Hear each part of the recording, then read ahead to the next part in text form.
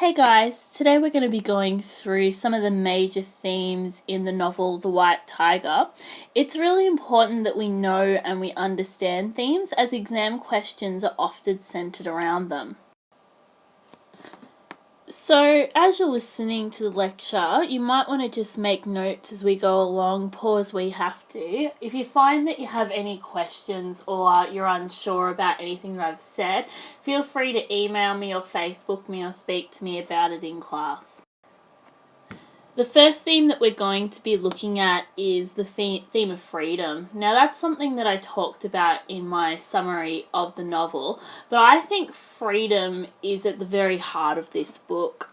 So many people would describe The White Tiger as being a coming of age tale. So what that means is it tells the story of Balram from, I guess, a sense of innocence maybe to experience. So it's all about his psychological development over a period of time.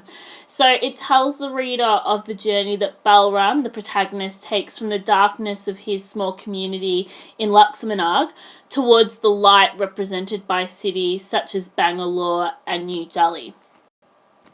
But this journey that Balram takes is a lot more significant than how he moves from one place to another.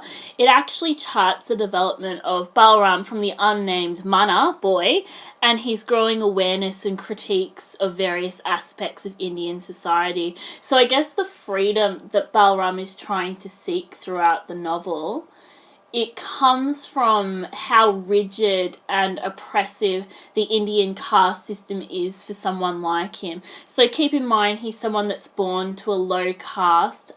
He's denied education. He is denied wealth. His prospects are incredibly limited.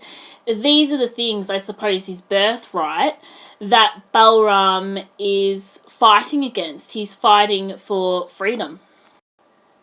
And this idea of the Indian society in the novel, it's represented through the caste system, this idea of people being born into particular roles in society.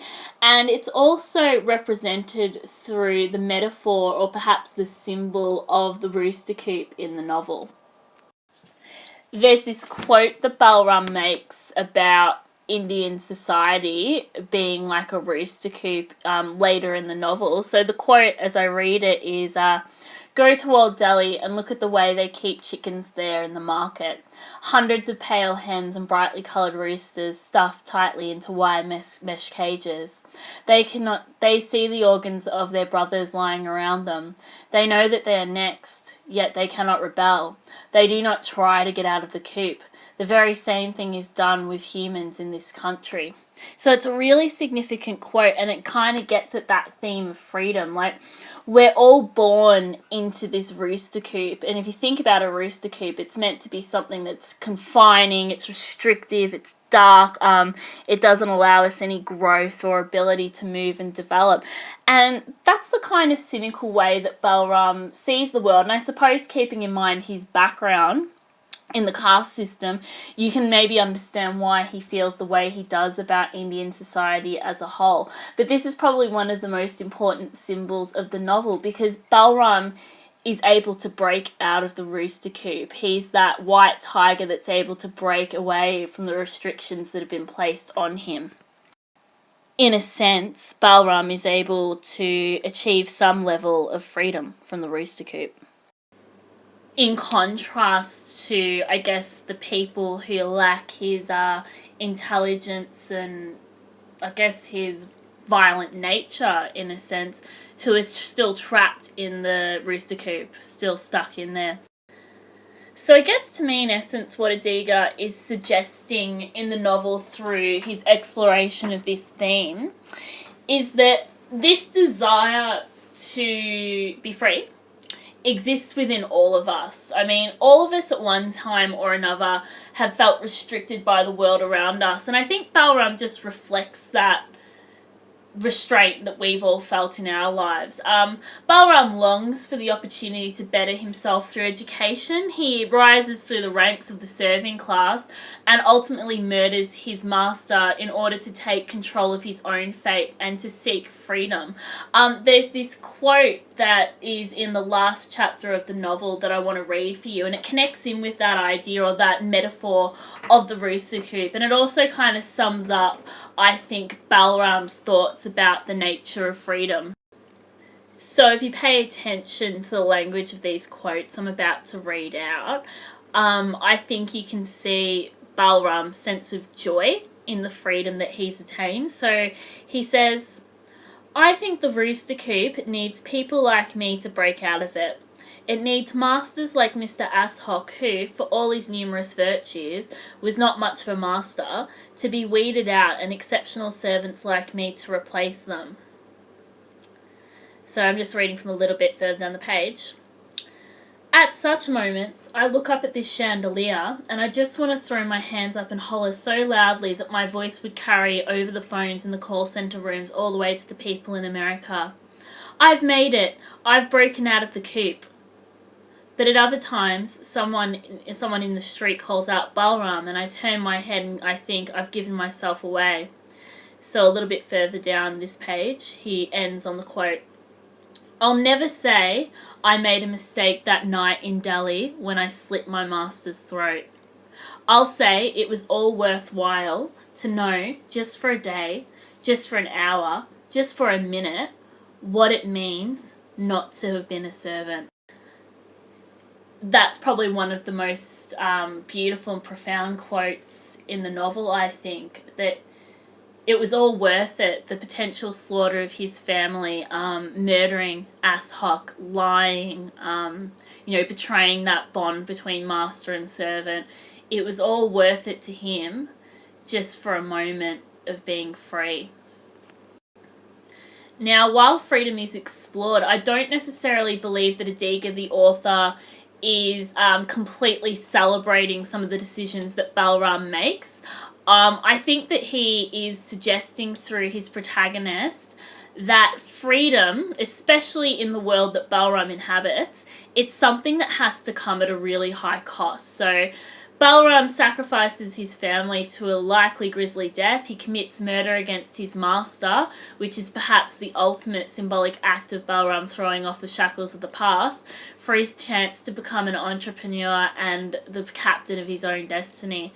So as we can see from all of this, freedom is an incredibly important theme in the novel for Balram.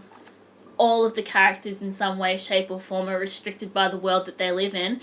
It just takes someone exceptional, like Balram, to break out of it. So the next theme that we're going to examine in a bit of detail is the theme of servant and master. So the relationship between the servant and master is incredibly important throughout the novel. So this is a culture, India, that traditionally has had people assigned to particular roles.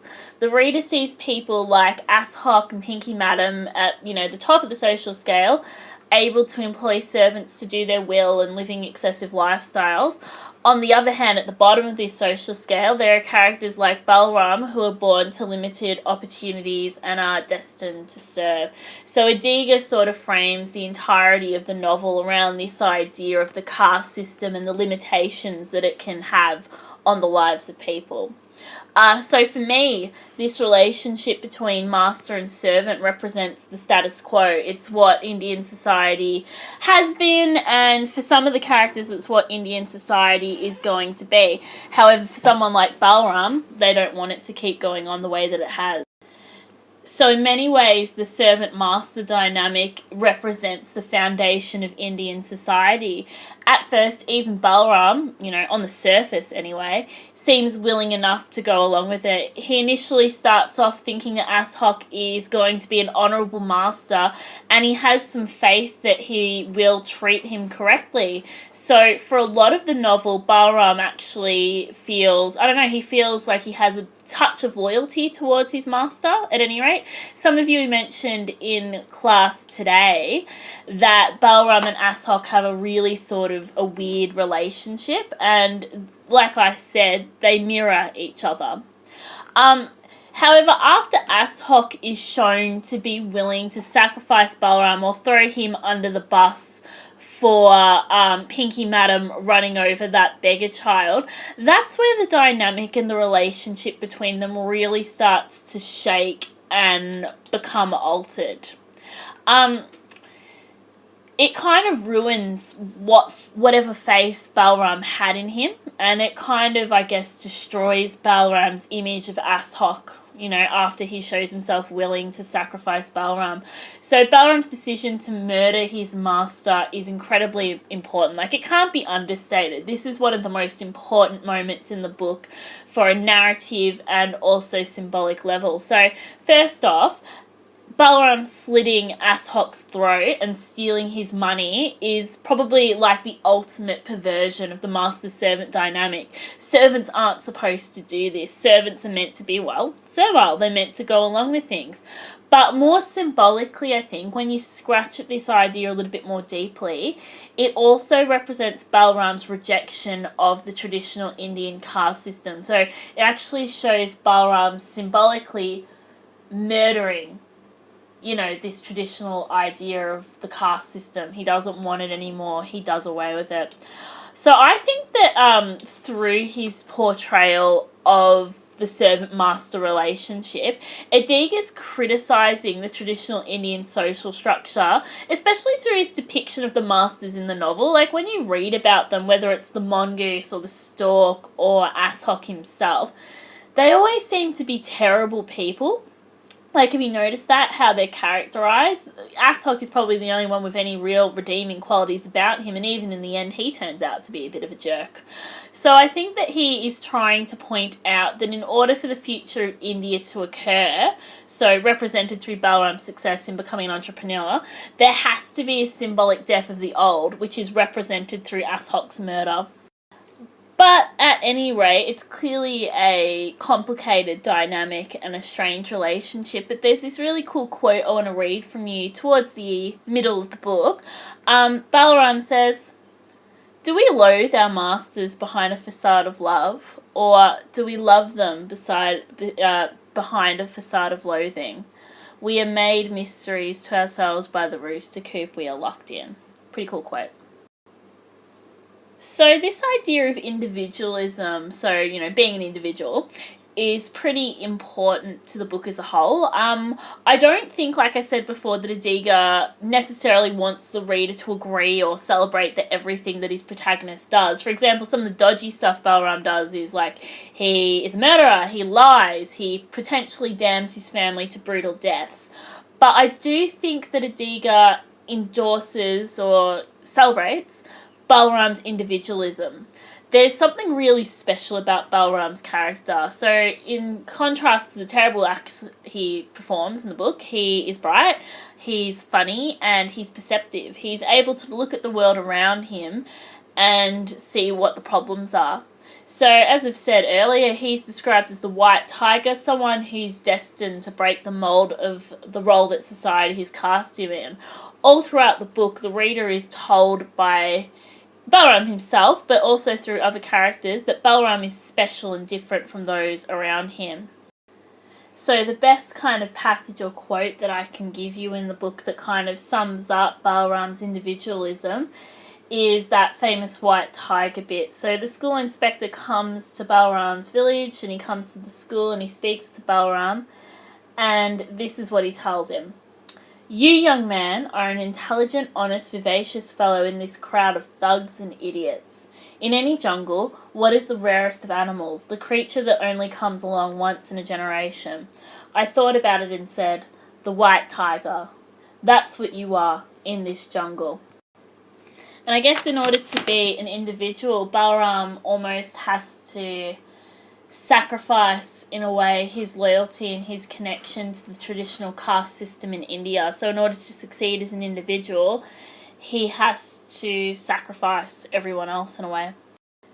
So the next theme we're looking at is the theme of the darkness and the light. It's one of the more important symbols in the novel. So first off, Balaram refers to his childhood village in the Gaya district of Bihar state, so Lakshmanag, as the darkness. It tends to represent the traditional perspective of India, a place of poverty and corruption. He describes the village that he was born to as being like this rather grotesque place. It represents the limited choices that Balaram has had in his life. In contrast, he describes cities like New Delhi and Bangalore as the light, places where individuals are able to live lifestyles unimagined by his home villages. But darkness and light, aside from what they represent in terms of the setting, they're also important symbols in terms of what they represent about human characteristics. So Balaram, like I've mentioned before, he has a lot of wonderful qualities about him. So he's intelligent, he's witty, he's a fighter. But he's also capable of terrible dark actions like murdering Ashok and stealing his money and blackmailing the first driver to secure the top spot of the household. He's selfish and willingly sacrifices his family so that he's able to secure his own freedom.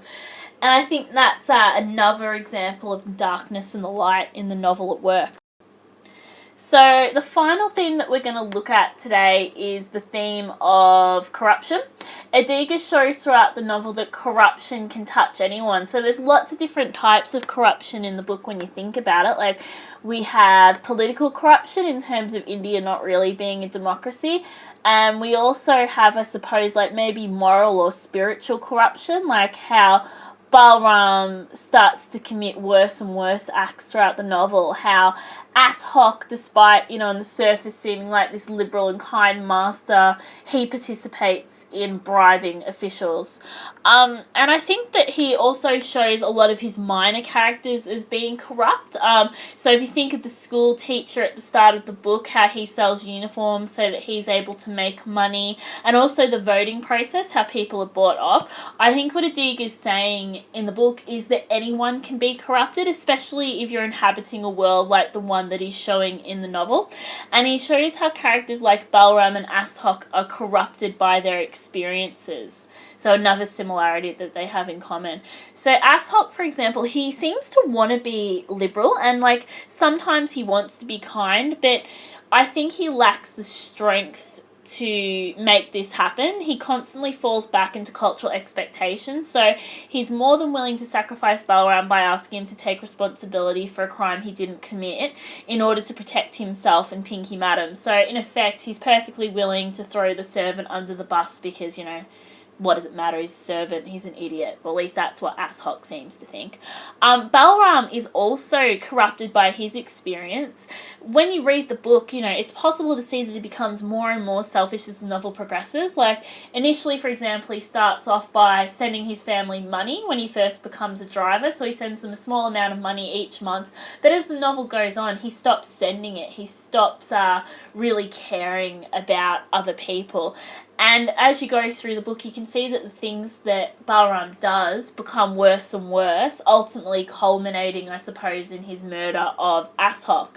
So it's cyclical, this book, in a way. Like, in some ways, despite becoming this entrepreneur, despite becoming this success, Balaram does, in effect, become what he most despises.